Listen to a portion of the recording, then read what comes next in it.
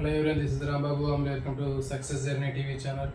School assistant biological science మెథడాలజీలో మనం జీవశాస్త్ర విద్యా ప్రణాళిక గురించి మనం డిస్కస్ చేస్తున్నాం. గతంలో దీనికి సంబంధించినటువంటి రెండు టాపిక్స్ మనం డిస్కస్ చేసాం. దీనిలో భాగంగా ఇంకొక టాపిక్ ఈరోజు డిస్కస్ చేస్తున్నాం. దీంతో పాటు ఇంకొక టాపిక్ మనం డిస్కస్ చేసినట్లయితే ఈ జీవశాస్త్రానికి సంబంధించినటువంటి విద్యా ప్రణాళికకి సంబంధించినటువంటి లెసన్ మొత్తం కూడా మనకి కంప్లీట్ అవ్వడానికి అవకాశం ఉంటుంది. సో దీంట్లో కూడా ఎక్కువ మనకి కరికులం సంబంధించినటువంటి వివిధ రకాలైనటువంటి ప్రశ్నలు ఎక్కువగా రావడానికి అవకాశం ఉంటుంది. అంటే నేషనల్ కరికులం ఫ్రేమ్వర్క్ సంబంధించినటువంటివి ఎక్కువగా ఈ చాప్టర్లో మనకి కనిపిస్తున్నాయి. సో కాబట్టి వీటి మీద ఎక్కువ వీటిలో రావడానికి అవకాశం ఉన్నాయి. కాబట్టి ఈ గతంలో మనం నేర్చుకున్నటువంటి రెండు టాపిక్లతో పాటు ఇప్పుడు ఇక్కడ నేర్చుకునేటటువంటి టాపిక్ ఉంది, నెక్స్ట్ ఇంకొక టాపిక్ ఉంది. ఆ టాపిక్ కూడా కంప్లీట్ అయిపోతే ఈ చాప్టర్ అనేది మొత్తం కూడా కంప్లీట్ అవుతుంది. చూడడానికి చాలా డ్రైగా ఉన్నప్పటికీ కూడా జాగ్రత్తగా మనం ఈ చాప్టర్ని అర్థం చేసుకొని వినగలిగినట్లయితే, ఎక్కువ మొత్తం చాప్టర్ మొత్తం విన్నట్లయితే మనం పూర్తిగా అర్థం చేసుకొని ఆన్సర్ చేయడానికి అవకాశం ఉంటుంది. దీంట్లో మెయిన్ కీ పాయింట్స్ అన్నీ కూడా మీకు ఇక్కడ బోర్డు మీద ప్రజెంటేషన్ చేయడం జరిగింది. సో కాబట్టి వీటిని ఆధారంగా చేసుకొని ఇక్కడ మీరు ఈ చాప్టర్ని చదువుకునే ప్రయత్నం అయితే చేయండి. వీడియోని మొట్టమొదటిసారిగా చూసే మిత్రులు ఉంటే ఖచ్చితంగా ఆ వీడియోని లైక్ చేయండి, అదేవిధంగా ఛానల్ని సబ్స్క్రైబ్ చేయండి, మీ ఫ్రెండ్స్కి షేర్ చేయండి. మనకి లేట్ లేకుండా ఈ టాపిక్లోకి వెళ్దామండి. చూడండి, మరి జీవశాస్త్ర విద్యా ప్రణాళికలో భాగంగా మనకి ముద్రణా వనరులు అనేటటువంటి విషయాల గురించి తీసుకున్నట్లయితే, ప్రింట్ రిసోర్సెస్, ఈ ముద్రణా వనరులు అనేటటువంటి వాటిని తీసుకున్నట్లయితే మొట్టమొదటిసారిగా అసలు సైన్స్ సంబంధించినటువంటి బుక్ అనేది ప్రింట్ అనేటటువంటిది చైనాలో క్రీస్తు పూర్వం 868 సంవత్సరంలో దీన్ని మొట్టమొదటిసారిగా సైన్స్ సంబంధించినటువంటి ఒక ప్రింటెడ్ బుక్ని తయారు చేయడం జరిగింది. చైనా దేశంలో, ప్రపంచవ్యాప్తంగా మనకి మొట్టమొదటిసారిగా చైనా దేశంలోనే 868 సంవత్సరంలో క్రీస్తు పూర్వం ఈ ప్రింటెడ్ బుక్ అనేది తయారు చేయడం జరిగింది. మరి తర్వాత ఈ పాఠ్య పుస్తకం తీసుకున్నట్లయితే ముద్రణా వనరులో ముఖ్యమైనటువంటిది ఏంటంటే పాఠ్య పుస్తకం, టెక్స్ట్ బుక్. ఒక ఉపాధ్యాయుడు పాఠం చెప్పాలన్నా, విద్యార్థి ఏదైనా చెప్పినటువంటి అంశాన్ని అర్థం చేసుకొని చదువుకోవాలన్నా ఖచ్చితంగా టెక్స్ట్ బుక్ అనేది, పాఠ్య పుస్తకం అనేది చాలా ముఖ్యమైనటువంటి అంశంగా మనం గుర్తించడం జరుగుతుంది. మరి అయితే గతంలో ఉన్నటువంటి పాఠ్యపుస్తకానికి ఇప్పుడు ఉన్నటువంటి పాఠ్యపుస్తకానికి ఉన్నటువంటి తేడాను మనం పరిశీలించినట్లయితే, గతంలో టెక్స్ట్ బుక్ అనేది కేవలం జ్ఞాన సముపార్జనకు సంబంధించినటువంటి అంశాలు మాత్రమే దాంట్లో ఉండేవి. అంటే ఉపాధ్యాయుడు చెప్పినటువంటి అంశాలు బుక్ను బేస్ చేసుకుని చెప్పేవాడు. ఆ పుస్తకాన్ని దాటి, పరిధిని దాటి బయటికి పోయి చెప్పేటటువంటి అంశాలు లేవని ఏమీ ఉండేవి కావు. అదేవిధంగా విద్యార్థి కూడా కేవలం ఆ పుస్తకంలో ఉన్నటువంటి జ్ఞానాన్ని నేర్చుకున్నట్లయితే సరిపోతుంది. కానీ ప్రస్తుతం ఉన్నటువంటి పాఠ్య పుస్తకాలు అనేటటువంటివి మొత్తం కూడా వాటి యొక్క సరళి అనేది మారిపోవడం జరిగింది. అంటే విద్యార్థికి సంబంధించినటువంటి ఆలోచన విధానం పెంపొందించే విధంగా, అదేవిధంగా సృజనాత్మకత, తర్వాత వివిధ రకాలైనటువంటి కృత్యాల ద్వారా విద్యార్థుల్లో కొత్త అభిరుచులు, క్రియేటివిటీ పెంపొందే విధంగా మనకి ఈ పుస్తకాలు అనేవి ఇప్పుడు తయారు చేయడం జరుగుతుంది. ఇంకా అనుభవాత్మకమైనటువంటి, తర్వాత జట్టు కృత్యాలు సంబంధించినటువంటి అంశాలు కూడా ఈ ప్రస్తుతం ఉన్నటువంటి టెక్స్ట్ బుక్లో మనం అంతరం కూడా పరిశీలిస్తూ ఉంటాం. చూడండి, ఇప్పుడు టెక్స్ట్ బుక్లు చూసినట్లయితే ప్రతి ఒక్క టెక్స్ట్ బుక్లో కూడా మనకి యాక్టివిటీ బేస్డ్ అంశాలు అనేవి కనిపిస్తూ ఉంటాయి. ఈ ప్రయోగం చేయండి, ఇది చేస్తే మీరు ఏమి గమనించారు, ఈ కృత్యాన్ని పరిశీలించండి, లేకపోతే ఈ కృత్యాన్ని చేయండి అనేటటువంటి ఇలాంటివన్నీ రకరకాలైనటువంటి ప్రయోగాలు కానివ్వండి, లేకపోతే అనుభవాత్మకంగా విద్యార్థులు పొందేటటువంటి అంశాలకు సంబంధించినటువంటి కానివ్వండి, జట్టు కృత్యాలు కానీ, వ్యక్తిగతంగా ఒక్కొక్క విద్యార్థి చేసేటటువంటి అంశాలు కానివ్వండి. సో ఇవన్నిటిని కూడా బేస్ చేసుకుని ఇప్పుడు ఉన్నటువంటి టెక్స్ట్ బుక్స్ అనేవి తయారు చేయడం జరిగింది. మరి గతంలో ఉన్నటువంటి టెక్స్ట్ బుక్స్ అనేవి వీటిలో ఎలాంటివి ఏమీ మనకి ఉండేవి కావు. Only knowledge based text books అనేవి ఉండేవి. ఎలాంటి కృత్యాలు కానీ లేకపోతే ప్రయోగాలు కానీ దాంట్లో ఉండేవి కావు. మరి అయితే ఈ టెక్స్ట్ బుక్ తయారీలో ఉండేటటువంటి కొన్ని ముఖ్యమైనటువంటి సూచనలు అనేటటువంటి ఏంటి మనం తీసుకొని చూద్దాం ఇక్కడ. అంటే ఒక టెక్స్ట్ బుక్, సైన్స్ సంబంధించినటువంటి టెక్స్ట్ బుక్ తయారు చేయాలి అంటే మనం కొన్ని ముఖ్యమైనటువంటి అంశాలు అనేవి గుర్తుపెట్టుకోవాలి. అవేంటి అంటే, ఆ టెక్స్ట్ బుక్ని తయారు చేసేటప్పుడు సొంత అనుభవాలను పరిచయం చేయాలి. పాఠ్యాంశం ప్రారంభంలో విద్యార్థికి సొంత అనుభవాలు ఉన్నటువంటి అంశాలని ఎక్కువగా దాంతో స్టార్ట్ చేసినట్లయితే విద్యార్థికి ఆసక్తి అనేది కలుగుతుంది. అంటే ఫర్ ఎగ్జాంపుల్ విద్యార్థిని తీసుకున్నట్లయితే ఒక అగ్రికల్చర్ అనేటటువంటి చాప్టర్ ఉందనుకోండి, బయాలజీలో అగ్రికల్చర్కి సంబంధించినటువంటి లేదా విద్యార్థికి నిత్య జీవితంలో బాగా దగ్గర సంబంధం ఉన్నటువంటి కనెక్ట్ అయినటువంటి అంశాలు ఎక్కువగా ముందుగా బోధించినట్లయితే విద్యార్థికి ఆసక్తి అనేది ఉంటుంది. సో కాబట్టి ఒక పాఠ్య పుస్తకం తయారు చేసేటప్పుడు ఖచ్చితంగా విద్యార్థి సొంత అనుభవాలు కలిగినటువంటివి కానివ్వండి, లేకపోతే ఇంకా దానికి బాగా తెలిసినటువంటి అంశాలను కానీ ఉన్నటువంటి అంశాలని పాఠ్య పుస్తకాల్లో ముందుగా రూపొందించినట్లయితే అలాంటి పాఠ్య పుస్తకం అనేది ఎక్కువగా సక్సెస్ అవ్వడానికి అవకాశం ఉంటుంది. నెక్స్ట్, మూర్త భావనలు. పాఠ్యాంశాలు చెప్పేటప్పుడు ముఖ్యంగా అమూర్త భావనలు ముందుగా పరిచయం చేయకూడదు. అంటే మనకి కంటికి కనిపించినటువంటి అంశాల గురించి ముందుగా ప్రస్తావించడం వల్ల విద్యార్థిలో ఆ సబ్జెక్ట్ మీద ఆసక్తి అనేది తగ్గే అవకాశం ఉంటుంది. అందుకని చెప్పేసి ఎక్కువగా విద్యార్థులు మూర్త భావనలు, కాంక్రీట్కి సంబంధించినటువంటి కాంక్రీట్ ఐడియాల్ని ఎక్కువగా క్రియేట్ చేసే విధంగా కంటికి కనిపించేటటువంటి అంశాలను ఎక్కువగా బోధించినట్లయితే విద్యార్థి బాగా సైన్స్ని ఎక్కువగా నేర్చుకోవడానికి అవకాశం ఉంటుంది. కాబట్టి టెక్స్ట్ బుక్ తయారు చేసేటప్పుడు ఖచ్చితంగా మనకి మూర్త భావనలు ముందు ఇంట్రడ్యూస్ చేసి దాని తర్వాత నెక్స్ట్ వచ్చేటటువంటి చాప్టర్లో అమూర్త భావాలు, అబ్స్ట్రాక్ట్ సంబంధించినటువంటి ఐడియాస్ని ఇంట్రడ్యూస్ చేయాలి. నెక్స్ట్ చుట్టూ ఉన్నటువంటి పరిసరాలు కేవలం చూడండి, కొన్ని రకాలైన బయాలజీకి సంబంధించినటువంటి అంశాలు చెప్పేటప్పుడు కొన్ని జీవశాస్త్ర ప్రయోగశాల కానివ్వండి, లేకపోతే సైన్స్ కిట్ కానీ ఉపయోగించకుండానే కొన్ని రకాలైనటువంటి అంశాలు మనం విద్యార్థుల చేత కొన్ని కృత్యాల రూపంలో చేయించవచ్చు. సో అలాంటి వాటిని మనం తీసుకున్నట్లయితే ఫర్ ఎగ్జాంపుల్ ఎయిర్ పొల్యూషన్ ఉంటుంది, గాలి కాలుష్యం తీసుకున్నట్లయితే మన చుట్టూ ఉన్నటువంటి పరిసరాల్లో ఎక్కడ గాలి కాలుష్యం ఎక్కువగా ఉంటుంది అనేటటువంటి అంశానికి సంబంధించి ఒక ఆయిల్ పేపర్ ఎక్స్పెరిమెంట్ ఉంటుంది. ఓకే, కొన్ని ఆయిల్ పేపర్లు తీసుకొని ఆయిల్ పేపర్లో ఒకటి కిచెన్ దగ్గర, ఒకటి తర్వాత ఒకటి స్కూల్ దగ్గర, తర్వాత రోడ్డు దగ్గర, ఇట్లా వేరు వేరు ప్లేసుల్లో మనం వీటిని అంటిస్తూ ఉంటాం. అట్లా ఇచ్చినప్పుడు వేటిలో ఎక్కువగా పొల్యూషన్ అనేది అవి ఉందనేది దాన్ని మనం చూసి మనం తెలుసుకోవచ్చు. అంటే ఎక్కువగా దాని డస్ట్ ఎక్కడైతే బాగా అబ్జర్వ్ చేస్తుందో అక్కడ ఎక్కువ పొల్యూషన్ ఉన్నట్లుగా తెలుసుకోవచ్చు. సో కాబట్టి ఈ విధంగా కేవలం ప్రయోగశాలలు తర్వాత సైన్స్ కిట్లు ఉపయోగించకుండానే కొన్ని రకాలైనటువంటి మన చుట్టూ ఉన్నటువంటి పరిసరాలను పరిశీలించి కూడా కొన్ని రకాలైనటువంటి అంశాలు మనం విద్యార్థుల చేత చేయించవచ్చు. సో కాబట్టి అలాంటివి కూడా మనకి టెక్స్ట్ బుక్ తయారీలో కూడా ఖచ్చితంగా ఉండాలి. నెక్స్ట్ భాష, విద్యార్థి నేర్చుకునేటటువంటి పుస్తకంలో ఉండేటటువంటి భాష అనేది చాలా సరళంగా ఉండాలి.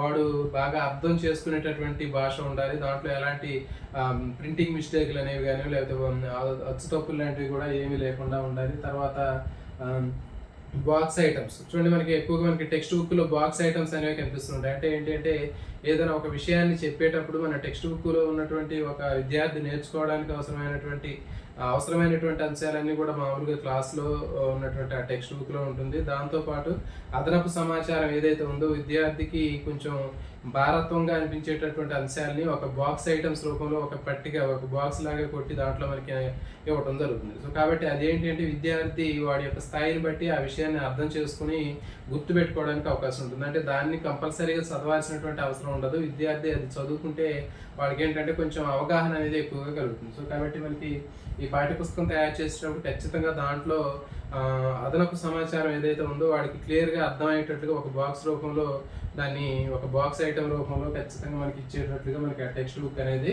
ఉండాలి. నెక్స్ట్ కృత్యాలు అనేవి కూడా ఖచ్చితంగా టెక్స్ట్ బుక్లో కూడా సైన్స్కి సంబంధించినటువంటి వివిధ రకాలైనటువంటి కృత్యాలు, ఆ కృత్యాలు విద్యార్థి చేసే విధంగా ఉండాలి. వ్యక్తిగత కృత్యాలు కానివ్వండి, ఇంకా జట్టు కృత్యాలు కానీ తీసుకున్నట్లయితే ఆ కృత్యాలన్నీ కూడా వాడు చేసే విధంగా ఉండాలి. ఫర్ ఎగ్జాంపుల్ మనకి 10th క్లాస్లో మనకి మూత్రపిండాలని పరిశీలించడం కానివ్వండి, లేకపోతే ఇంకా ఊపిరితిత్తులు పరిశీలించడం కానివ్వండి. సో ఈ విధమైన రకరకాల తర్వాత 8th క్లాస్లో ఉల్లికూరలో ఉన్నటువంటి కణాలు పరిశీలించడం, బొగ్గ కణాలు పరిశీలించడం. సో ఇట్లా వివిధ రకాలైనటువంటి కృత్యాలు ఉన్నటువంటి ఆ పుస్తకం అనేది విద్యార్థికి ఎక్కువగా ఉపయోగపడే విధంగా ఉంటుంది. నెక్స్ట్ విద్యార్థికి చుట్టుపక్కల సామాజిక పరిస్థితులు, వాతావరణ పరిస్థితులతో సంబంధం ఉన్నటువంటి అంశాలను కూడా ఎక్కువగా మనకి విజ్ఞాన శాస్త్రంలో పరిచయం చేయాలి. అంటే ఏంటి, కేవలం ఉన్నటువంటి సమాచారాన్ని నాలెడ్జ్ బేస్డ్ ఉన్నటువంటి అంశాలు మొత్తం బట్టి చదవటమే కాకుండా విద్యార్థికి తన చుట్టూ ఉన్నటువంటి పర్యావరణం, పరిసరాలకు సంబంధించినటువంటి అంశాలను కూడా తెలుసుకునే విధంగా ఉండాలి. అంటే ఏంటి, ఫర్ ఎగ్జాంపుల్ వరదలు వచ్చినప్పుడు ఏం చేయాలి, భూకంపాలు వచ్చినప్పుడు ఏం చేయాలి, సునామీ వచ్చినప్పుడు ఏం చేయాలి, ఇలాంటి అంశాలకి మనం ఏ విధంగా రెస్పాండ్ అవ్వాలి. సో ఈ విధంగా మనకి నిజ జీవితంలో ఉన్నటువంటి అంశాలను కూడా దాంట్లో మనం ఇంప్లిమెంట్ చేయడానికి ఖచ్చితంగా బయాలజీలో, సైన్స్లో మనకి ఖచ్చితమైనటువంటి స్కోప్ అనేది ఉండాలి. తర్వాత సామాజిక అంశాలు అంటే విద్యార్థులు చూస్తుంటాం బయట మనకి వివిధ రకాలైనటువంటి పర్యావరణ సంబంధమైనటువంటి అంశాలు కానివ్వండి, లేకపోతే అడవులకు సంబంధించినటువంటి అంశాలు కానివ్వండి, లేకపోతే ఆరోగ్యానికి సంబంధించినటువంటి అంశాలు కానివ్వండి, పోషకాహారానికి సంబంధించినటువంటి అంశాలు కానివ్వండి. సో ఈ విధంగా మనకి సామాజిక అంశాలు కూడా విద్యార్థి ఎక్కువగా నేర్చుకునే విధంగా మనకి టెక్స్ట్ బుక్లో ఈ అంశాలు కూడా మనకి ఎక్కువగా చోటు చేసుకునే విధంగా ఉండాలి. నెక్స్ట్ వచ్చేసి కరికులంలో మనకి ఎక్స్టర్నల్ కరికులం కేవలం పుస్తకాల్లో ఉన్నటువంటి సమాచారం మాత్రమే కాకుండా విద్యార్థుల్ని బయట ఉన్నటువంటి వివిధ రకాలైనటువంటి ఫీల్డ్ ట్రిప్లకు కానివ్వండి, లేకపోతే ఎగ్జిబిషన్స్ కానివ్వండి, లేకపోతే ఇంకా ప్రాజెక్టులకు కానివ్వండి, ఫీల్డ్ వర్క్లు కానీ తీసుకెళ్ళినట్లయితే ఎక్కువగా విద్యార్థి నేర్చుకోవడానికి ఆసక్తిని కలిగి ఉండడానికి ఎక్కువ అవకాశం ఉంటుంది. సో కాబట్టి టెక్స్ట్ బుక్లో వీటికి సంబంధించినటువంటి ఆ ఇన్ఫర్మేషన్ కూడా ఉండాలి. సో ఇది ఈ విధంగా మనకి టెక్స్ట్ బుక్ సంబంధించినటువంటి తయారీలో ఉండాల్సినటువంటి కొన్ని ముఖ్యమైనటువంటి అంశాలు. నెక్స్ట్ మరి పాఠ్యపుస్తకం మూల్యాంకన ప్రమాణాలు. ఇప్పుడు ఫర్ ఎగ్జాంపుల్ మనం విద్యార్థికి ఒక సంవత్సరం మొత్తం సిలబస్ని చెప్పేసి ఆ సిలబస్ని విద్యార్థి ఎంతవరకు అర్థం చేసుకున్నాడు, దాంట్లో ఉన్నటువంటి అంశాలను మనం విద్యార్థికి టెస్ట్ చేస్తూ ఉంటాం, దాన్ని మూల్యాంకనం అంటారు. మరి పాఠ్య పుస్తకాన్ని కూడా మూల్యాంకనం చేయాలి. అంటే ఆ పుస్తకంలో ఎలాంటి ఉన్నాయి, అంటే విద్యార్థి స్థాయికి తగినటువంటి అంశాలన్నీ ఉన్నాయా లేదా అనేటటువంటిది మనకి పుస్తకాన్ని కూడా మనం మూల్యాంకనం చేయాల్సినటువంటి అవసరం ఉంటుంది. ఒక టెక్స్ట్ బుక్ తయారు చేసేటప్పుడు ఎన్ని దాంట్లో ఉండేటటువంటి అన్ని రకాలైనటువంటి అంశాలను కవర్ చేసినప్పటికీ కూడా మనకి ఎక్కడో చోట మనకి కొన్ని రకాలైనటువంటి మిస్టేక్లు అనేవి కనిపిస్తూ ఉంటాయి. సో కాబట్టి అలాంటి మిస్టేక్లు ఉన్నటువంటి అంశాలన్నింటినీ కూడా పరిగణలోకి తీసుకొని నెక్స్ట్ మళ్ళీ వచ్చేటటువంటి రీప్రింటింగ్లో అలాంటి మిస్టేక్స్ అనేటటువంటివి లేకుండా తయారు చేయాలి. సో మరి దానికి సంబంధించినటువంటి ఆ మూల్యాంకన ప్రమాణాలు అనేటటువంటివి ఎట్లా ఉంటాయో చూద్దాం. విషయ స్పష్టత అనేది ఖచ్చితంగా ఉండాలి. అంటే ఒక విషయాన్ని చెప్పేటప్పుడు ఎప్పటికప్పుడు ఆ టెక్స్ట్ బుక్లు అనేవి అప్డేటెడ్గా ఉండాలి. అంటే ఎప్పుడో తయారైనటువంటి ఇన్ఫర్మేషన్ మళ్ళీ అదే యాజ్ ఇట్ ఈస్గా తీసుకొచ్చి కొత్త బుక్కుల్లో కూడా ప్రింట్ చేయకూడదు. ఎప్పటికప్పుడు అప్డేటెడ్గా ఉన్నటువంటి ఇన్ఫర్మేషన్ ఇవ్వాలి. ఫర్ ఎగ్జాంపుల్ భూమి మీద ఉన్నటువంటి అడవులు ఎక్కువగా ఉన్నటువంటి మన దేశంలో అడవులు ఎక్కువగా ఉన్నటువంటి జిల్లా ఏది, లేకపోతే ఇప్పుడు భారతదేశంలో ఉన్నటువంటి ప్రజెంట్ పరిస్థితుల్లో ఎన్ని మొత్తం పులులు ఉన్నాయి, అలాంటి కొన్ని ఎప్పటికప్పుడు మారుతున్నటువంటి అంశాలకు సంబంధించినటువంటి స్టాటిస్టిక్స్ సంబంధించినటువంటి అంశాలు కానివ్వండి, మార్పులు జరిగేటటువంటి అంశాలను ఎప్పటికప్పుడు మనకి ఈ టెక్స్ట్ బుక్లో ప్రింటింగ్లో మళ్ళీ మారినటువంటి ప్రింటింగ్లో వీటిని అప్డేట్ చేస్తూ ఉండాలి. ఆ విధంగా విషయ స్పష్టత అనేది ఉండాలి. నెక్స్ట్ సమగ్రత. అంటే కేవలం నేర్చుకునేటటువంటి విద్యార్థి సైన్స్ సంబంధించినటువంటి అంశాలు తన చుట్టూ ఉన్నటువంటి పర్యావరణము పరిసరాలతోటి కలిసి నేర్చుకునే విధంగా ఉండాలి. ఆ విధంగా సైన్స్ని ఇంటిగ్రేషన్ తోటి సమగ్రతతోటి విద్యార్థి నేర్చుకోవాలి. తర్వాత ఏజ్, నేర్చుకునేటటువంటి అంశాలు విద్యార్థి యొక్క వయసుకు తగినట్లుగా ఉండాలి. ఒక టెక్స్ట్ బుక్ తయారు చేసేటప్పుడు వాడి వయసుకు తగినట్టు అంశాలు మొత్తం కూడా దాంట్లో ఉండాలి. ఫర్ ఎగ్జాంపుల్ మనకి 10th కిరణజన్య సంయోగక్రియ ఉంది. మరి కిరణజన్య సంయోగక్రియ అనేటటువంటిది 7th క్లాస్లో కూడా ఉంటుంది, 10th క్లాస్లో ఉంటుంది, ఇంటర్మీడియట్లో ఉంటుంది. కానీ మరి వాడి యొక్క స్థాయిని బేస్ చేసుకొని 7th క్లాస్లో వాడి యొక్క వయసుకు తగినట్టుగా అక్కడ ప్రైమరీ ఇన్ఫర్మేషన్ ఇవ్వడం, తర్వాత 10th క్లాస్కి వచ్చేసరికి దానికి సంబంధించినటువంటి ఇంకొంచెం అప్డేట్ చేయడం, తర్వాత ఇంటర్మీడియట్లో ఎక్కువ డెప్త్గా ఇవ్వడం జరుగుతుంది. సో కాబట్టి ఈ విధంగా మనకి విద్యార్థి యొక్క వయసుని బేస్ చేసుకొని మనం ఇచ్చేటటువంటి పుస్తకాల్లో ఉండేటటువంటి అంశాలన్నీ కూడా మనకి కనిపిస్తూ ఉండాలి. ఫర్ ఎగ్జాంపుల్ ఇంకోటి జన్యుశాస్త్రం ఉంది. మరి 10th క్లాస్లోనే జన్యుశాస్త్రం అనేది పరిచయం చేయడం జరిగింది. ఎందుకంటే మరి అంతకంటే ముందు 7th 8th క్లాసులో దాన్ని ఇంట్రడ్యూస్ చేసినట్లయితే విద్యార్థి యొక్క స్థాయికి వయసుకు తగినట్టుగా వాడు నేర్చుకోవడానికి ఇబ్బంది పడతాడు. కాబట్టి అక్కడ వాడి వయసుకు తగినట్టుగా 10th క్లాస్లో దాన్ని ఇంట్రడ్యూస్ చేయడం జరిగింది. సో కాబట్టి ఈ విధంగా మనకి పాఠ్య పుస్తకానికి సంబంధించినటువంటి విద్యార్థి యొక్క వయసును కూడా పరిగణలో తీసుకోవాలి. తర్వాత భాష అని చెప్పాము, విద్యార్థికి బాగా అర్థమయ్యేటటువంటి భాషలోనే మనకి ఆ టెక్స్ట్ బుక్లు అనేవి ప్రింట్ అవ్వాలి.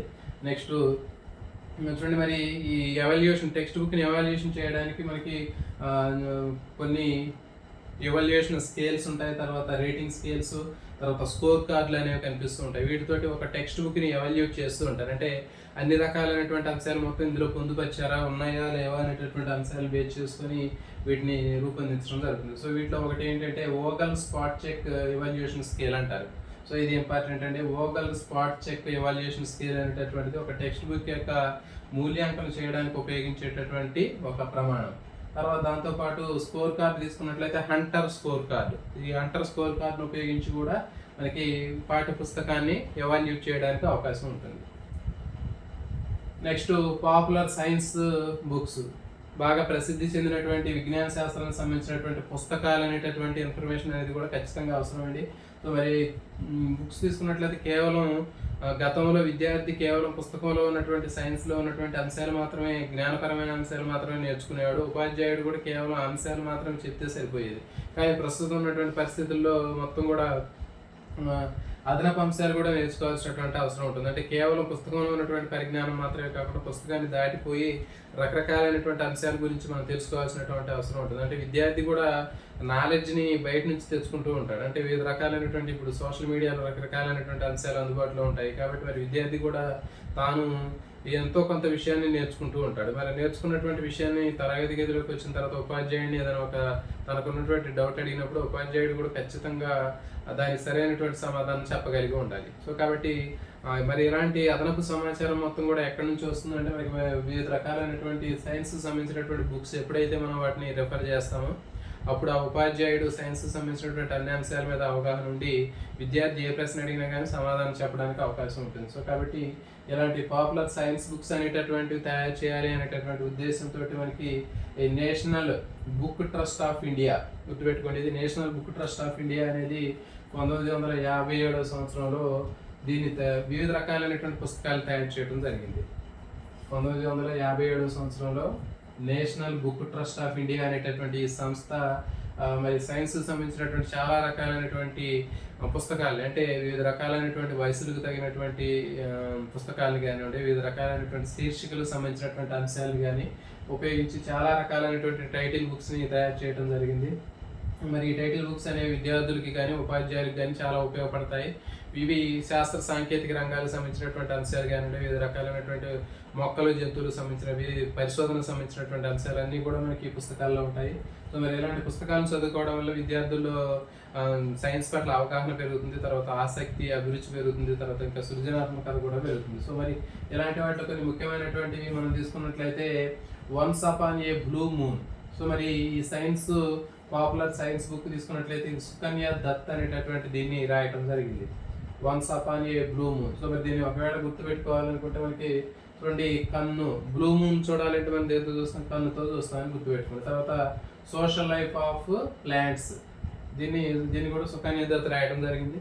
దీన్ని కూడా మనం ఎట్లా గుర్తుపెట్టుకోవాలంటే చూడండి, ఇక్కడ కన్నుతోటి మనం ప్లాంట్స్ని చూస్తాం, సోషల్ లైఫ్ కానీ ప్లాంట్స్ని కానీ చూడడానికి కళ్ళను ఉపయోగిస్తామని గుర్తుపెట్టుకోండి. తర్వాత exercise for good health, Parul R Seth, దీన్ని రాయటం జరిగింది. దీన్ని ఎట్లా గుర్తుపెట్టుకోవాలంటే చూడండి, ఎక్సర్సైజ్ చేసేటప్పుడు హెల్తీగా ఉండాలంటే మనం పరుగులు తీయాలి, అంటే ఏంటి, బాగా రన్నింగ్ చేయాలి. సో కాబట్టి ఇక్కడ పారులు అంటే ఏంటి, పరుగులు అని గుర్తుపెట్టుకోండి, పారుల్ ఆర్ సేత్. తర్వాత అబౌట్ టైం, ఈ పుస్తకాన్ని బాల్ పోండ్ కే ఇది రాయటం జరిగింది. దీనికి మరి ఎట్లా గుర్తుపెట్టుకోవాలంటే అబౌట్ టైంకు రాకపోతే పోండి అని చెప్పి బయటికి పంపిస్తూ ఉంటారు. సో ఆ విధంగా గుర్తుపెట్టుకోండి. సో కాబట్టి ఇట్లా మనకి ఇట్లా పాపులర్ సైన్స్ మ్యాగజైన్స్ తీసుకున్నట్లయితే మరికొన్ని సైన్స్ మ్యాగజైన్స్ అనేవి మనకి కనిపిస్తున్నాయి.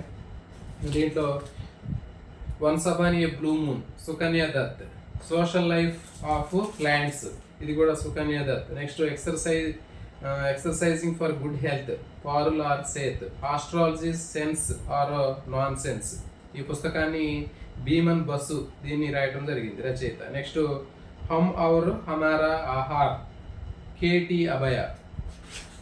Next nano next revolution, Mohan Sundar Rajan. About time, Bal Phondke. Next space today, Mohan Sundar Rajan. The memory mystery, Medha S Rajyadhyaksha. Amazing adaptations, Sukanya Dutt. Next Samudra Vigyan, ASP Umakutty. Next we breathe and drink poison, S Manivikasam. Next how birds fly, Satish Dhawan. Cancer, Hindi, SM Bose. Our water resources, Rama. Our food you, your food and you, బిటి ఆచాయ. Genome Yatra, Hindi, Vinita Singal. Next endangered animals of India and their conservation, SM Nair. Next story of astronomy, Uday Patil. What is science, Sundar Sarukkai.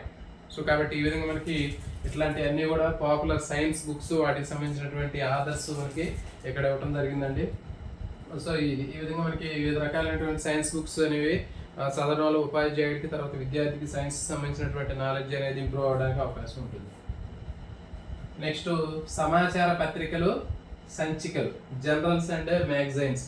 So మరి ఇవి కూడా ఉపయోగపడతాయి. చూడండి, మనకి జనరల్గా మనం రకరకాలైనటువంటి journals కానివ్వండి, మ్యాగజైన్స్ కానీ బయట రకరకాలైనటువంటి బుక్స్ చూస్తూ ఉంటాం మనం.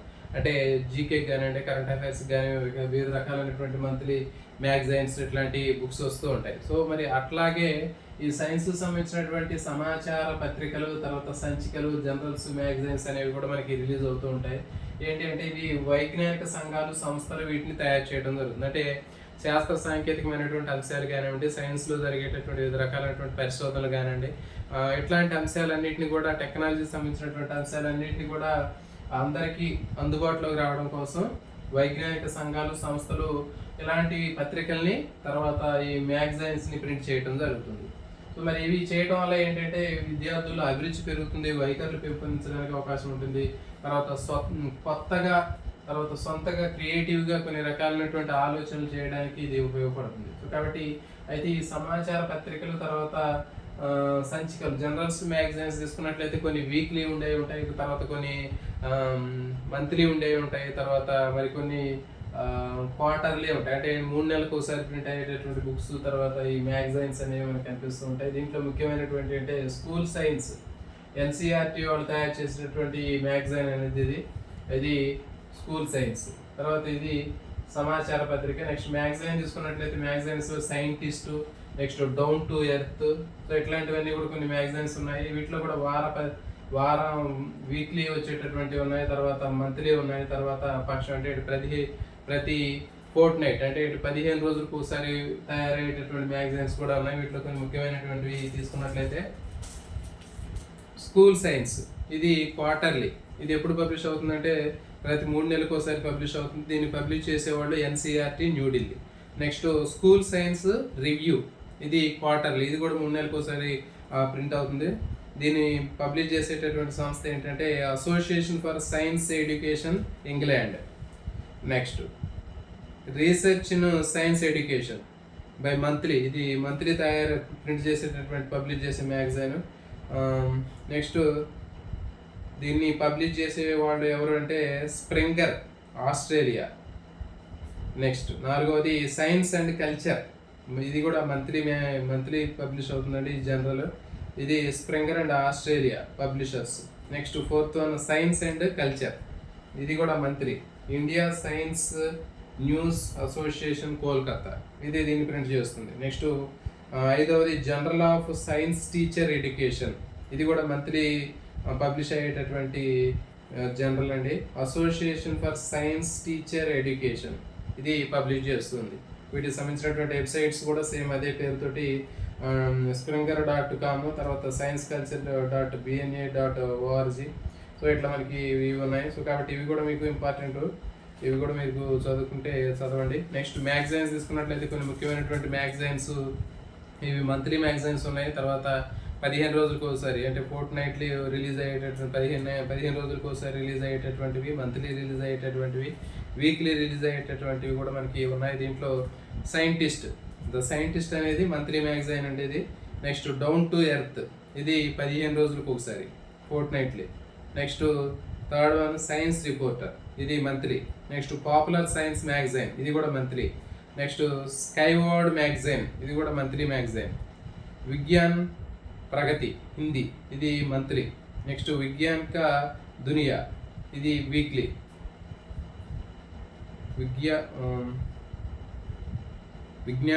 విజ్ఞాపన్ కా దునియా, ఇది weekly. Next science and culture, ఇది మంత్లీ. సో కాబట్టి ఈ విధంగా మనకి కొన్ని మ్యాగజైన్స్, తర్వాత వచ్చేసి కొన్ని జర్నల్స్ అనేవి మనకి ఇవ్వడం జరిగింది, వాటికి సంబంధించినటువంటి పబ్లిషర్స్ కూడా ఇవ్వడం జరిగింది. సో ఇవి దీనికి సంబంధించినటువంటి ఇన్ఫర్మేషన్ అండి. Next text books to TLM అంటే ఏంటి, పాఠ్య పుస్తకం నుంచి బోధనోపకరణలకి ఏ విధంగా మనకి ఈ మార్పు అనేది జరుగుతుందని చూద్దాం. మరి చూడండి, ఒకప్పుడు కేవలం టెక్స్ట్ బుక్ని మాత్రమే బేస్ చేసుకొని మనం పాఠాలు చెప్పడం జరిగేది. విద్యార్థి కూడా ఓన్లీ ఆ టెక్స్ట్ బుక్లో ఉన్నటువంటి అంశాలు మాత్రమే నేర్చుకోవడం జరిగేది.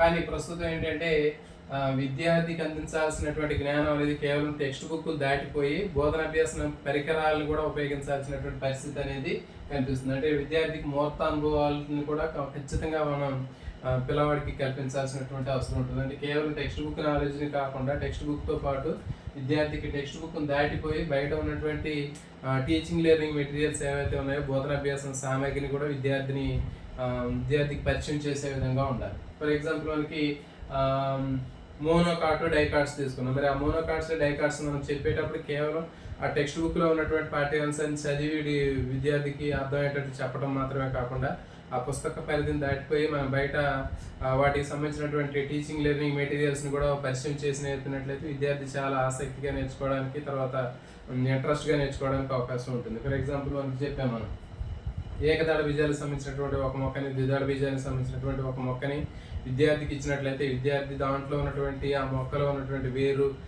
వ్యవస్థ కానివ్వండి, దాంట్లో ఉండేటటువంటి ఈనెల వ్యాపనం కానీ, దాంట్లో ఉండేటటువంటి బీజ దళాలు కానీ రెండింటిని కంపేర్ చేస్తూ నేర్చుకుంటే విద్యార్థి వాటికి సంబంధించినటువంటి అంశాలను బాగా అవగాహన చేసుకోవడానికి అవకాశం ఉంటుంది.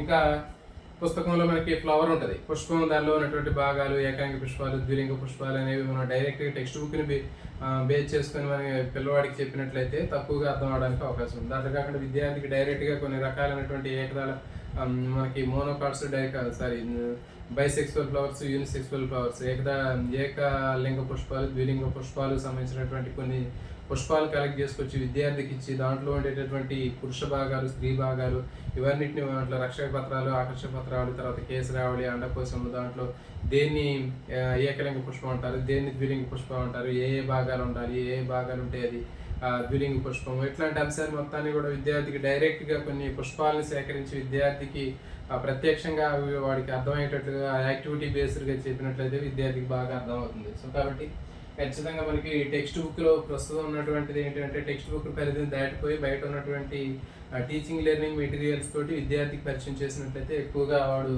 మంచిగా అవగాహన చేసుకోవడానికి అవకాశం ఉంటుంది. తర్వాత ఈ టెక్స్ట్ బుక్ అనేది కేవలం విద్యార్థి నేర్చుకునేటటువంటి అంశాలు మొత్తం టెక్స్ట్ బుక్లో నుంచే నేర్చుకోవాల్సిన అవసరం లేదు. అంటే ఏదైనా ఒక సబ్జెక్టుకు సంబంధించిన ఒక టాపిక్కు సంబంధించినటువంటి అంశాలు కేవలం ఆ చాప్టర్లోనే మొత్తం పొందుపరచాల్సినటువంటి అవసరం లేదు. కొన్ని అంశాలు మాత్రమే ఆ చాప్టర్లో దానికి సంబంధించినటువంటి ఉంటాయి. మిగిలినటువంటి వాటికి రిలేటెడ్గా ఉన్నటువంటి అంశాలన్నీ కూడా మరి ఖచ్చితంగా వాడు చుట్టుపక్కల ఉన్నటువంటి పరిసరాల నుంచి కానివ్వండి, లేకపోతే సమవయస్కుల నుంచి కానివ్వండి, ఉపాధ్యాయుడి నుంచి కానీ ఈ అంశాలు మొత్తం కూడా విద్యార్థి నేర్చుకునే విధంగా ఉంటాయి. కాబట్టి ఒకప్పుడు కేవలం టెక్స్ట్ బుక్లో ఉన్నటువంటి అంశాలు మొత్తం కూడా నేర్చుకునేవాడు. కానీ ఇప్పుడు ఏదైనా ఒక చాప్టర్ ఇచ్చినప్పుడు ఆ చాప్టర్లో కంపల్సరీగా టెక్స్ట్ బుక్లో మొత్తం అవే ఉండాల్సినటువంటి అవసరం లేదు. వాటికి సంబంధించినటువంటి ఇన్ఫర్మేషన్ కొంత ఇస్తాడు, మిగిలినటువంటి మనమే వాటికి రిలేటెడ్గా ఉన్నటువంటి అంశాలు ఆ విద్యార్థి చుట్టుపక్కల ఉన్నటువంటి పరిసరాల నుంచి కానివ్వండి, పీర్ గ్రూప్స్, ఫ్రెండ్స్ నుంచి కానివ్వండి, టీచర్స్ నుంచి కానీ విద్యార్థి ఖచ్చితంగా నేర్చుకోవాల్సినటువంటి అవసరం ఉంటుంది. నెక్స్ట్ నేషనల్ కరికులం ఎన్సీఈఆర్టీ తీసుకున్నట్లయితే ఎన్సీఈఆర్టీ సిఎఫ్డబ్ల్యూ కరికులం ఫ్రేమ్వర్క్ 2005 చూడండి. మరి ఎన్సీఆర్టీకి సంబంధించినటువంటి జాతీయ విద్యా పరిశోధన మండలి సెంట్రల్ కరికులం ఫ్రేమ్వర్క్ తీసుకున్నట్లయితే మరి విద్యా ప్రణాళికకు సంబంధించినటువంటి విద్యా ప్రణాళిక చట్టం 2005 ప్రకారం విద్యార్థికి నేర్పించేటటువంటి పాఠాలు అనేవి కేవలం టెక్స్ట్ బుక్లోని ఉన్నటువంటి అంశాలు కాకుండా బయట ఉన్నటువంటి అంశాలని కూడా జోడించి పరిసరాల్లో ఉన్నటువంటి వనరులు కూడా ఉపయోగించి చెప్పినట్లయితే విద్యార్థి ఆసక్తిగా, కుతూహలంగా నేర్చుకుంటాడు అని చెప్పడం జరుగుతుంది. అంటే టెక్స్ట్ బుక్లో ఉన్నటువంటి అంశాలను దాటిపోయి బయట ఉన్నటువంటి టీచింగ్ లెర్నింగ్ మెటీరియల్స్ ఉపయోగించి బోధించినట్లయితే విద్యార్థి ఆసక్తిగా, కుతూహలంగా నేర్చుకోవడానికి అవకాశం ఉంటుందని కరికులం ఫ్రేమ్వర్క్ 2005 చెప్పడం జరిగింది. తర్వాత ఇంకా విద్యార్థికి పుస్తక పరిధిని దాటిపోయి బయట ఉన్నటువంటి అంశాలు అనేటువంటి కృత్యాలు కానివ్వండి, లేకపోతే ప్రయోగాలు కానివ్వండి, యాక్టివిటీస్ కానివ్వండి, లేకపోతే ఇంకా క్షేత్ర పర్యటనలు కానివ్వండి, ఎగ్జిబిషన్స్ కానివ్వండి, ఇవన్నీ కూడా విద్యార్థికి పరిచయం చేయాల్సినటువంటి అవసరం ఉంటుంది. అంటే ఏంటి, పరిధిని దాటిపోయి టెక్స్ట్ బుక్ దాటిపోయి బయట ఉన్నటువంటి అంశాలన్నింటినీ కూడా విద్యార్థికి పరిచయం చేయాల్సినటువంటి అవసరం ఉంటుంది. నెక్స్ట్ పాఠ్య పుస్తకానికి అతీతమైనటువంటి బోధన. సో ఇది కూడా దానికి సంబంధించింది. అంటే గతంలో విద్యార్థికి ఏమి నేర్పాలి, ఏమి నేర్చుకోవాలి అనేటటువంటి అంశం మొత్తం కూడా టెక్స్ట్ బుక్ని బేస్ చేసుకొని ఉండేది. అంటే ఆ టెక్స్ట్ బుక్ నుంచే ఉండేది. కానీ విద్యార్థికి అలాంటి బయట నుంచి ఎలాంటి అదనపు సమాచారం కూడా చెప్పాల్సినటువంటి అవసరం ఉండేది కాదు, విద్యార్థి నేర్చుకోవాల్సినటువంటి అవసరం లేదు. కానీ ప్రస్తుతం ఉన్నటువంటి తరుణంలో పరిస్థితుల్లో విద్యార్థి ఖచ్చితంగా బయట ఉన్నటువంటి అంశాలు నేర్చుకోవాలి, ఉపాధ్యాయుడు కూడా బయట ఉన్నటువంటి అంశాలు చెప్పాలి. కాబట్టి చూడండి, ఒకప్పుడు కూడా డిఎస్సికి ఇప్పుడు ఉన్నటువంటి డిఎస్సిలో క్వశ్చన్ పేపర్ ప్యాటర్న్లో చేంజ్ అవడానికి కూడా కారణాలు ఇదే. అంటే ఒకప్పుడు అంటే దాదాపు 2000 కంటే ముందు ఉన్నటువంటి డిఎస్సి క్వశ్చన్ పేపర్ తీసుకున్నట్లయితే టెక్స్ట్ బుక్లో లైన్ టు లైన్ చదువుకొని ఎవరైతే మొత్తం నాలెడ్జ్ బేస్డ్ క్వశ్చన్స్ చదువుతారో వాళ్ళు ఆన్సర్ చేయగలిగే వాళ్ళు మొత్తం ఫుల్ మార్కులు వచ్చేవాళ్ళకి డిఎస్సిలో. కానీ ఇప్పుడు ప్రస్తుతం ఉన్నటువంటి క్వశ్చన్ పేపర్ ప్యాటర్న్ మొత్తం కూడా చేంజ్ అయింది. అంటే ఏంటి, ఎట్లా అడుగుతున్నట్టంటే ఒక సబ్జెక్టుకు సంబంధించినటువంటి అంశాలు అనేవి కేవలం అవగాహన చేసుకుని వాటికి రిలేటెడ్గా ఉన్నటువంటి క్వశ్చన్లు ఏవైనా రావచ్చు డిఎస్సిలో. సో సో కాబట్టి ఖచ్చితంగా మరి దానికి సేమ్ ఇక్కడ కూడా అది కూడా ఇంప్లిమెంట్ అవడం జరుగుతుంది. మీరు డిఎస్సిలో రాసేటటువంటి క్వశ్చన్లు అనేటటువంటివి సబ్జెక్టుకు సంబంధించినవి ఆ టెక్స్ట్ బుక్లోనే ఉండాల్సినటువంటి అవసరం లేదు. వాటికి రిలేటెడ్గా ఉన్నటువంటి అంశాల మీద ప్రశ్నలు ఎట్లా అడుగుతున్నాడో మరి ఇక్కడ ఈ తయారు చేసేటటువంటి టెక్స్ట్ బుక్లు కూడా అంతే. అంటే ఒక టాపిక్ని విద్యార్థికి చెప్పినప్పుడు దానికి రిలేటెడ్గా ఉన్నటువంటి అంశాల యొక్క జ్ఞానం కూడా విద్యార్థికి మనం పరిచయం చేయాల్సినటువంటి అవసరం ఉంటుంది. సో కాబట్టి ఈ విద్యార్థికి ప్రయోగాలు, పరిశీలనలు, క్షేత్ర పర్యటనలతో పాటు ఇంకా పరిసరాల్లో ఉన్నటువంటి వనరులు కూడా ఆ విద్యార్థికి పరిచయం చేయాల్సినటువంటి అవసరం ఉంటుంది. అంటే విద్యార్థి కేవలం ఇక్కడ ఏం చేస్తుంటే జ్ఞాన నిర్మాణాన్ని వాడంతా వాడే చేసుకోవాలని చెప్తున్నారు. అంటే ఏంటి, ఉపాధ్యాయుడు విద్యార్థికి బోధించాల్సినటువంటి అవసరంతో పాటు ఈ విద్యార్థి తన యొక్క జ్ఞానాన్ని వాడే బిల్డప్ చేసుకుంటూ ఉంటాడు. మరి దానికోసం ఇప్పుడు మనకి పలు రకాలైనటువంటివి ఉన్నాయి. అంటే కేవలం టెక్స్ట్ బుక్, ఒకప్పుడు గతంలో టెక్స్ట్ బుక్ మాత్రమే ఉండేది, కానీ ఇప్పుడు మాత్రం టెక్స్ట్ బుక్తో పాటు బయట ఉన్నటువంటి కంప్యూటర్ కానివ్వండి, ఇంటర్నెట్లు కానివ్వండి, ఇంకా రకరకాలైనటువంటి మ్యాగజైన్స్ కానీ ఇలాంటివన్నీ కూడా అందుబాటులో రావడం జరిగింది. సో వీటిని ఉపయోగించి విద్యార్థికి ఎక్కువ ఇన్ఫర్మేషన్ని ఇవ్వాల్సినటువంటి అవసరం ఉంటుంది. చూడండి, ఇంకా మనకి వివిధ రకాలైనటువంటి వృత్తులు వాళ్ళు, లేకపోతే వివిధ రకాలైనటువంటి చేతి పనుల్లో మంచి నైపుణ్యం కలిగినటువంటి వ్యక్తుల్ని కూడా విద్యార్థులకు పరిచయం చేయాలి. అలాంటి వాళ్ళ దగ్గర కూడా తీసుకెళ్ళాలి. మనం గతంలో నేర్చుకున్నాం, మన సమాజంలో చాలా రకాలైనటువంటి మంచి స్కిల్ ఉన్నటువంటి హ్యాండ్మేడ్ వస్తువులు తయారు చేసేటటువంటి వ్యక్తులు ఉంటారని చెప్పి వాళ్ళ దగ్గరికి తీసుకెళ్ళాలి. విద్యార్థుల్ని వాళ్ళతో పరిచయం చేయించాలి. ఆ అంశాలు కూడా విద్యార్థి నేర్చుకుంటే నిజ జీవితంలో వాడికి ఉపయోగపడే విధంగా ఉంటుంది అనేటటువంటి అంశాలు కూడా మనం ఇక్కడ దీనికి ఇంప్లిమెంట్ చేయవచ్చు. సో కాబట్టి సైన్స్ సంబంధించినటువంటి ఒక ఉపాధ్యాయుడు కేవలం టెక్స్ట్ బుక్లు మాత్రమే చెప్పాల్సినటువంటి విషయం మాత్రమే కాకుండా బయట ఉన్నటువంటి చాలా రకాలైనటువంటి అంశాలు, అంటే టెక్స్ట్ బుక్ కేవలం ఒక 50% మాత్రమే, మిగిలినటువంటి 50% ఆ టెక్స్ట్ బుక్ను దాటిపోయి బోధనా పరికరాలు, టిఎల్ఎం, దాంతోపాటు ఇంకా సొసైటీ, సమాజంలో ఉన్నటువంటి వనరులను ఉపయోగించి కూడా విద్యార్థికి పరిచయం చేయాల్సినటువంటి అవసరం ఉంటుంది. Next, trends in science curriculum. మరి ఈ సైన్స్ కరికులం ఏ విధంగా ట్రెండ్ అనేది ఎట్లా ఉంది అనేది ఇక్కడ చూద్దాం. అంటే ఏంటి, ఒకప్పుడు గతంలో ఉన్నటువంటి ఆ విజ్ఞాన శాస్త్రం ఎట్లా ఉంది, క్రమక్రమంగా దాంట్లో ఉన్నటువంటి ఆ మార్పులు అనేవి ఏ విధంగా జరుగుతున్నాయి అనేది ఇక్కడ మనం చూద్దాం.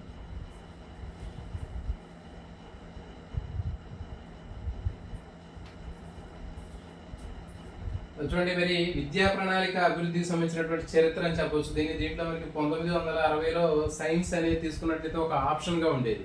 అంటే 1960లో సైన్స్ అనేది ఒక ఆప్షన్, అంటే ఏంటి, ఐచ్ఛికంగా ఉండేది. అంటే ఇష్టం ఉంటే సబ్జెక్ట్ తీసుకోవచ్చు, లేకపోతే లేదు. కానీ మరి సైన్స్ యొక్క ప్రాముఖ్యత మన నిజ జీవితంలో ప్రతి ఒక్కరికి కూడా అవసరం కాబట్టి ఏం చెప్పిందంటే, కొఠారి కమిషన్ ఖచ్చితంగా ఆప్షన్ అనేది ఉండకూడదు, సైన్స్ అనేది ఖచ్చితంగా ప్రతి ఒక్కళ్ళు కూడా కంపల్సరీగా నేర్చుకోవాలి అనేటటువంటి అంశాన్ని ఈ కొఠారి కమిషన్ చెప్పడం జరిగింది.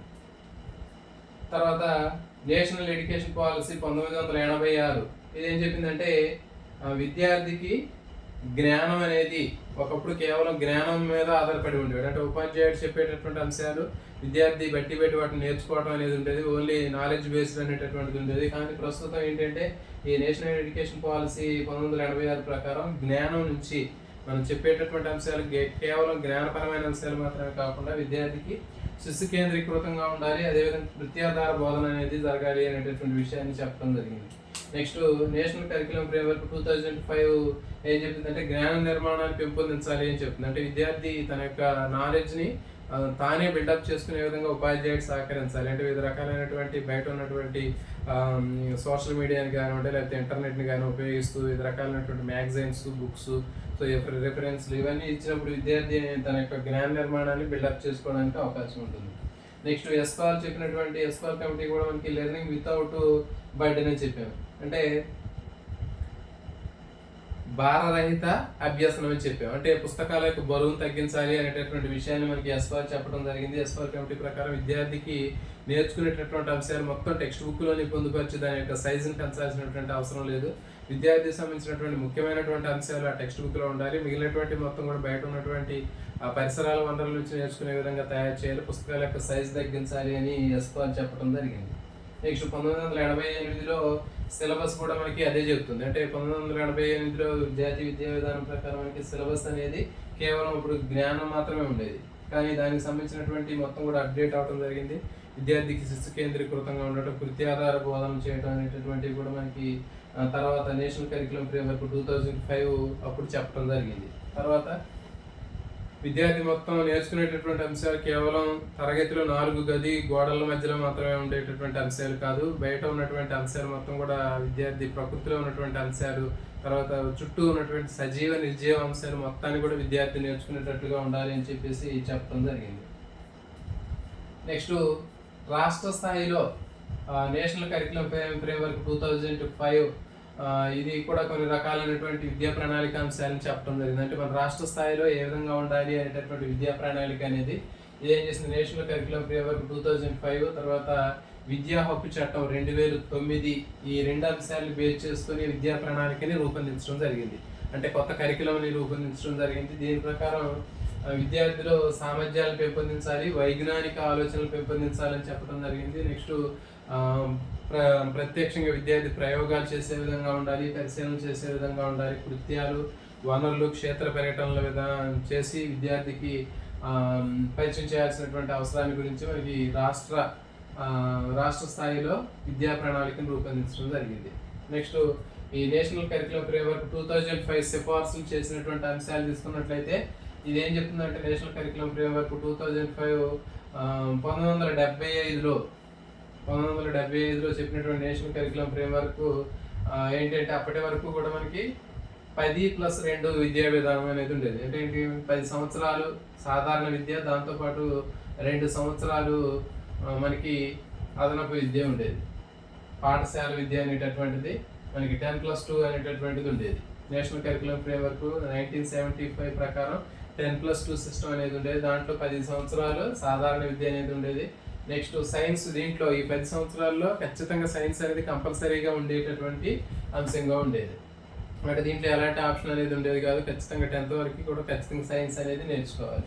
తర్వాత ఈ 10 వరకు కూడా యాక్టివిటీ బేస్డ్ అంశాలను ఎక్కువగా పరిచయం చేయాలనేటటువంటి అంశాన్ని కూడా చెప్పడం జరిగింది. నెక్స్ట్ 1988లో national curriculum for elementary and secondary education, 1988లో national curriculum for elementary and secondary education చెప్పినటువంటి అంశాలు తీసుకున్నట్లయితే శిశు కేంద్రీకృతంగా ఉండాలని చెప్తున్నారు. తర్వాత విద్యార్థికి జ్ఞాన రంగము, భావావేశ రంగము, మానసిక చలనాత్మక రంగాల్లో ఎక్కువ విద్యార్థికి అంశాలకు సంబంధించినటువంటివి ఎక్కువ పరిచయం చేయాలని చెప్తున్నాడు. తర్వాత అన్వేషణ, సృజనాత్మక శక్తి, లక్ష్యాలు, తర్వాత సౌందర్యాత్మకత, తర్వాత ప్రశ్నించేటటువంటి అంశాలు, ఇవన్నీ కూడా విద్యార్థిలో పెంపొందించాలి అని 1988 national curriculum for elementary and secondary education చెప్పడం జరిగింది. నెక్స్ట్ ఇంకా 1-2 తరగతులు అంటే ప్రైమరీ స్టేజ్లో 1-2 స్టేజ్లో విద్యార్థికి విజ్ఞాన శాస్త్రాన్ని పరిసరాల విజ్ఞానంగా పరిచయం చేయాలని చెప్పడం జరుగుతుంది. 3-4లో ఆ విజ్ఞాన శాస్త్రము తర్వాత సాంఘిక శాస్త్రంగా సపరేట్ చేస్తూ ఉంటారు దాన్ని. తర్వాత 6-7 తరగతుల్లో వీటిని హస్తలాఘవ నైపుణ్యాలు, తర్వాత పరిశీలనలు, తర్వాత పరికరాలు, ప్రయోగాలు, వీటిని ఎక్కువగా ఉపయోగించేటట్లుగా చేస్తూ ఉంటారు. అంటే గతంలో ఉన్నటువంటి నాలెడ్జ్ ఏదైతే ఉందో 3-4 తరగతుల్లో ఉన్నటువంటి నాలెడ్జ్ని ఉపయోగించుకొని 6-7 తరగతుల్లో ప్రయోగాలు చేయడం, పరికరాలను ఉపయోగించడం, హస్తలాఘవ నైపుణ్యాన్ని పెంపొందించుకునే విధంగా 6-7 తరగతుల్లో రూపొందించడం జరుగుతుంది. నెక్స్ట్ 9-10 తరగతుల్లో ఒక సమస్యను పరిష్కరించడం కానివ్వండి, నిర్ణయాలు తీసుకునేటటువంటి అవకాశం కానీ, విద్యార్థికి ముఖ్యమైనటువంటి భావనల అభ్యాసం నేర్చుకోవటం కానీ, ఈ అంశాలు ఎక్కువ 9-10 తరగతుల్లో పరిచయం చేయాల్సినటువంటి అవసరం ఉంటుంది. అంటే 9-10 తరగతుల్లో సమస్యను పరిష్కరించడం, తర్వాత నిర్ణయాలు తీసుకోవటం, ముఖ్యమైనటువంటి భావనల అభ్యాసం నేర్చుకోవటం. సో ఈ అంశాలన్నీ కూడా మనకి 9-10 తరగతుల్లో విద్యార్థికి పరిచయం చేయాలి. Next national curriculum framework for secondary education 2000 ఇదేం చెప్పిందంటే ప్రైమరీ స్టేజ్లో సైన్స్ అండ్ టెక్నాలజీ అంటే ఏంటి, విజ్ఞాన శాస్త్రము, సాంకేతిక శాస్త్రము రెండు కూడా ఇంటిగ్రల్గా ఉండాలి అని చెప్తుంది. అంటే రెండు సమన్వయంతో పాఠాలు బోధించాల్సినటువంటి అవసరం ఉంటుంది, సపరేట్గా ఉండేది కదా. అదేవిధంగా 6-10 వరకు కూడా ఒకే జ్ఞానాంశంగా బోధించాలి అనేది చెప్పడం జరుగుతుంది. అంటే సపరేట్ చేయడం అనేది ఉండదు. అంటే విజ్ఞాన శాస్త్రము, సాంకేతిక శాస్త్రం రెండు కూడా కలిపి బోధించాలని చెప్తుంది. నెక్స్ట్ హైయర్ సెకండరీ తీసుకున్నట్లయితే ఫిజిక్స్, కెమిస్ట్రీ, బయాలజీ ఇట్లా సపరేట్ చేసి చెప్పాల్సినటువంటి అవసరాన్ని ఇక్కడ మనకి చెప్పడం జరుగుతుంది. సో కాబట్టి ఇవి నేషనల్ కరికులం ఫ్రేమ్వర్క్ 2005 సిఫార్సులు అనేవి మనకి తీసుకున్నట్లయితే ఈ విధంగా ఉంటాయి. మళ్ళీ ఒకసారి చూద్దాం. ఇవి 1975లో చెప్పినటువంటి నేషనల్ కరికులం ఫ్రేమ్వర్క్ ఏం చెప్పిందంటే 10+2 పాఠశాల విద్య అనేటటువంటిది ఉండాలని చెప్పడం జరుగుతుంది. దీంట్లో 10 సంవత్సరాలు సాధారణ విద్య ఉంటుంది, దాంట్లో సైన్స్ అనేది కంపల్సరీగా ఉండాలి 10వ తరగతి వరకు.